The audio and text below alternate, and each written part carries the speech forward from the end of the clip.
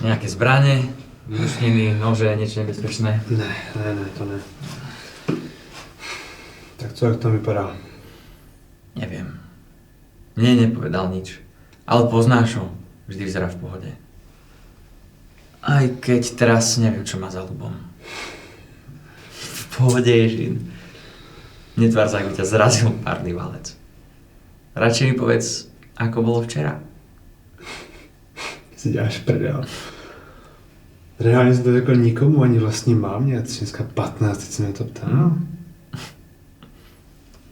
Priateľu, raz jeden múdry muž povedal: každé hovno vždy niekedy niekto ucíti. A ty, kamarát, serieš ten najspravodlivejšie hovna v okolí. Krása, ty vole. Tak, čo ste robili? Hele, pekli jsme jablečný koláč. Pekli ste jablečný koláč.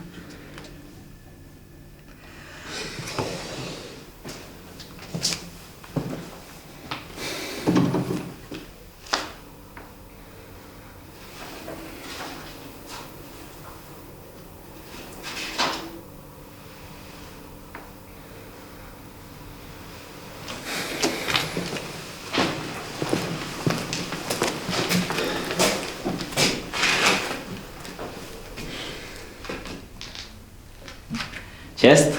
Darec. Zdrej.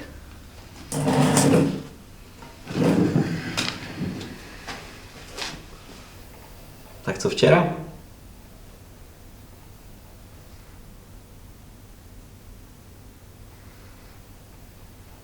Ale jo, dobrý. Píchal jsi? Piekli jablčný koláč. Jablkový koláč?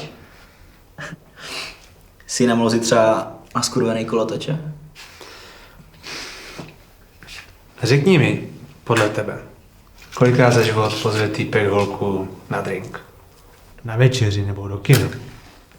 A řekni mi, kolikrát za život je holka pozvaná na rande, kde si upeče jablečný koláč? Nejde o to, že to je krapet nestandardní. Jde tam hlavně o to, že spolu podniknete nějakou aktivitu, kde se zblížíte mnohem víc, než na nějaké stupidní večeři. A těch témat, co můžete probrat. Tohle jsem posledně pekl s babičkou, něco nám chybí. Už jsi skončil.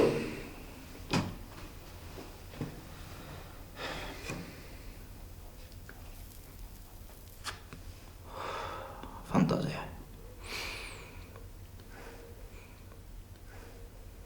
Tak čo k tomu zajímavějšímu? Hele, mě je v podstatě uprdele, koho pícháš. S kým jsi byl včera, už ví. Snad celý město. Mě zkrátka zajímá,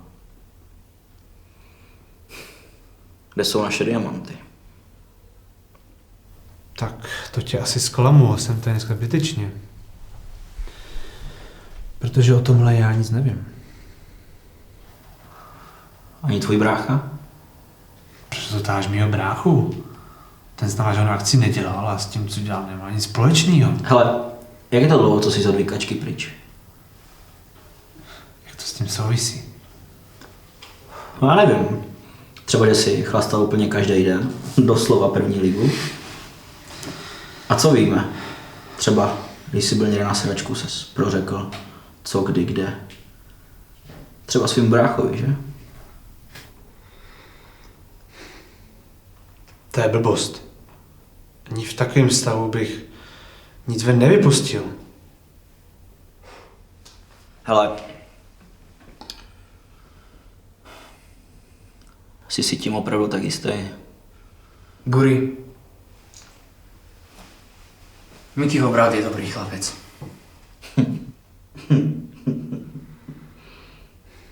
Jo. Týpek dluží každý druhý lichve ve městě. A není to ani tak dávno, co?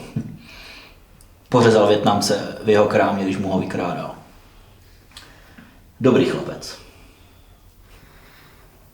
Vůbec bych se nedivil, kdyby o tom něco věděl.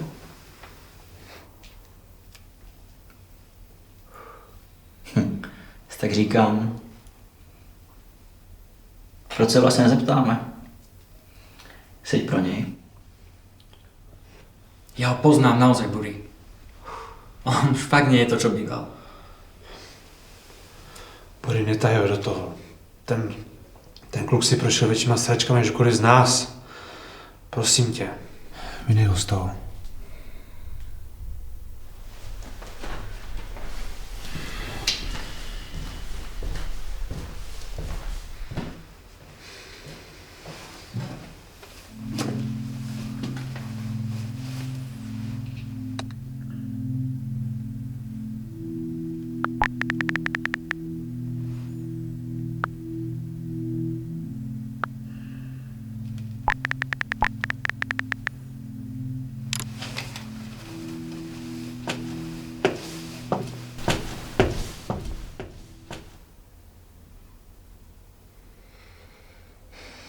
Proč?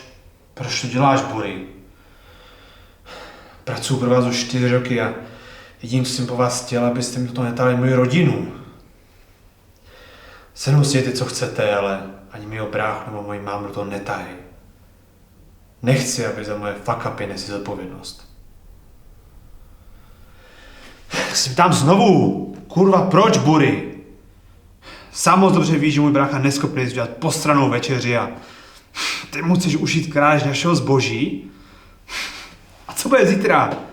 Budeš házet bezděláky do sudu s kyselinou jen protože jsou pro tebe posraná konkurence? Jo, to mi nedává vůbec smysl. Jo, tady můj známý, ten má jako zadluženýho bráchu, tak mu to zkusím přišít. Těm nahoře přece uprdele. Jaká je pravda? Hlavně, že budou mít něčí hlavu.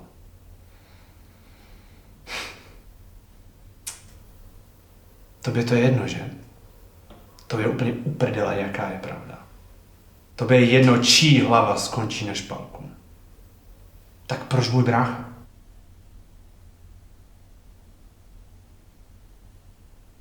Teď mi to došlo. Ty jsi přes to furt nepřinesl, že? Už jsou to 2 roky a ty myslíš, že budeš jít až teď? A jak jinak než přes mýho bráchu? Nejdřív on a pak já.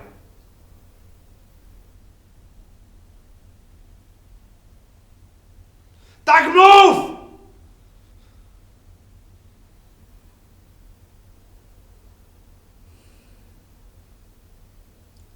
Co mám říct vaší mámě?